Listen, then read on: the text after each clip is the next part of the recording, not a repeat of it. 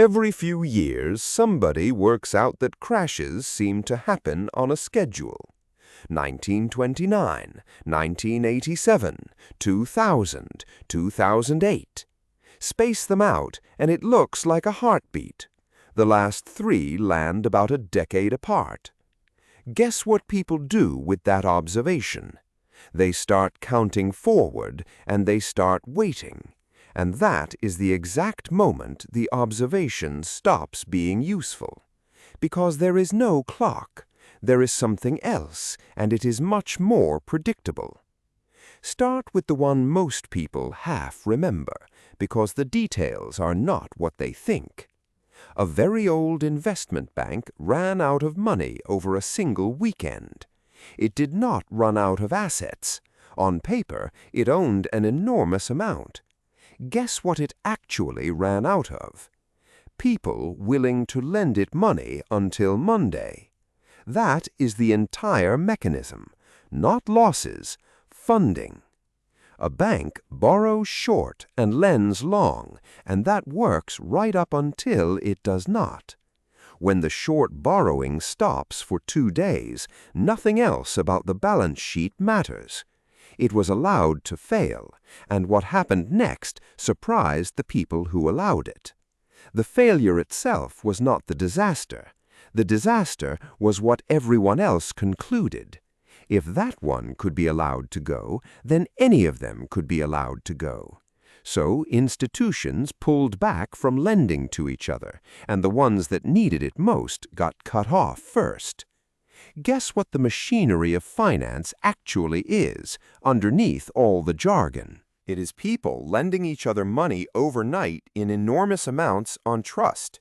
Take away the trust, and the whole thing seizes in about 48 hours. That is why the response was not about saving one company. It was about proving to everybody that the overnight lending would keep working. Everything else in that autumn is a footnote to that single problem. An older version of this shows the same mechanism far more clearly, and it is a century old. A bank holds a fraction of the deposits it owes. Everyone knows this. It is not a scandal. It works because not everybody asks at once. Guess what makes everybody ask at once? Seeing other people queue. That is genuinely all it takes. The queue is not a symptom of the bank failing. The queue is what makes it fail, which means a rumor and a fact produce exactly the same outcome. And it explains why the fix that finally worked was not money, it was a promise. Deposit insurance did not make banks safer, it made queuing pointless. Almost every serious fix in this field works that way. It changes what is worth doing. The part that started all of it is the least dramatic part of the whole story. For years, a house was the one thing that was believed never to fall in price.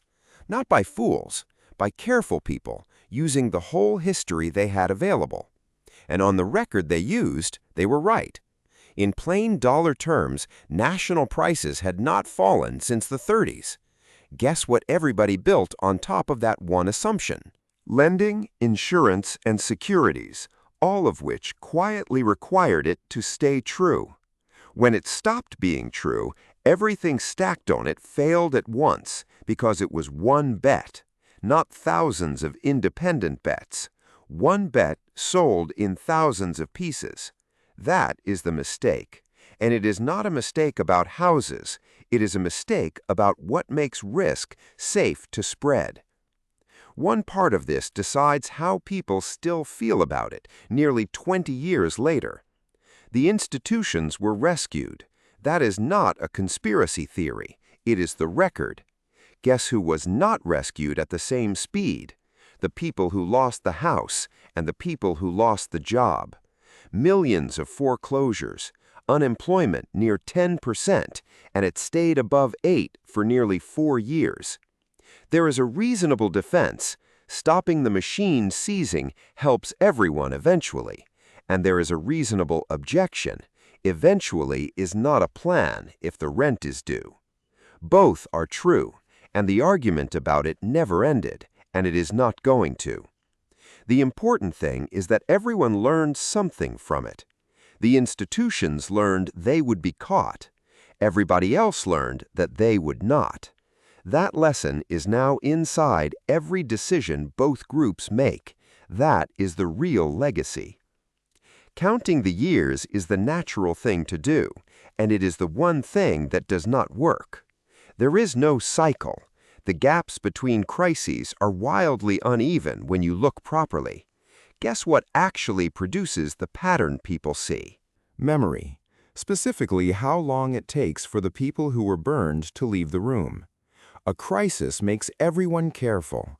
Careful lasts as long as the people who remember do.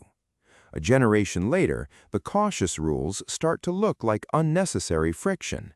Somebody points out correctly that nothing bad has happened for a very long time, and they are right. The absence of disaster is the proof they use to remove the protection. That is not a cycle. It is a very long memory decaying at a fairly steady rate, which produces something that looks exactly like a clock and is not one.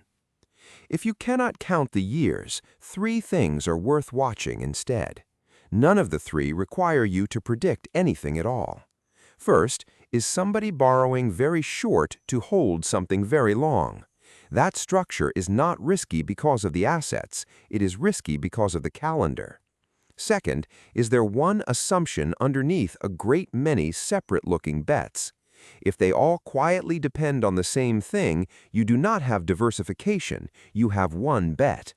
Guess what the third one is, because it is the one nobody watches. Whether the people who remember the last one are still in the room. When the last careful generation retires, the protections start looking like paperwork. None of that tells you when. Nothing tells you when, and anybody selling you a date is selling. But all 3 of them tell you where, and where is far more useful than when. The people who came out of 2008 best were not the ones who called the top. They were the ones who had already asked what they were actually exposed to. Warnings do get made, and they get ignored every time. What is always there is a structure you could have looked at. So the question is never whether it is due, it is whether you would find out from a newspaper or from your own arithmetic.